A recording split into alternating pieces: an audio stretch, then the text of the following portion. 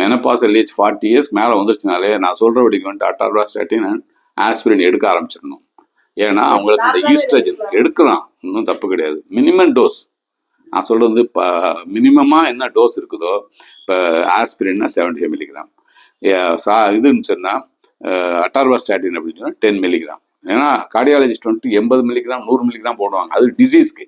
நாம் வந்து ப்ரொஃபலாக்டிக் போடுறதுனால பிளட் தின்னர் ஆகிடும், அட்டாக் வராது. ரெண்டாவது அவங்களுக்கு போஸ்ட் மெனபாசல் ஏஜ் குரூப்காரங்களுக்கு அது வந்து தனி என்டிட்டி. ஸோ அதனால பொதுமக்கள் வந்துட்டு இன்னும் மீண்டும் மீண்டும் வந்துட்டு நான் எச்சரிக்கிறது என்ன கேட்டிங்கன்னா, நம்ம உடம்பு நம்மளே காப்பாற்றிக்கணும். Regular exercise plus diet plus cholesterol குறைக்கக்குண்டான எல்லா வேலையும் பண்ணீங்க அப்படின்னா you need not go to doctor at all.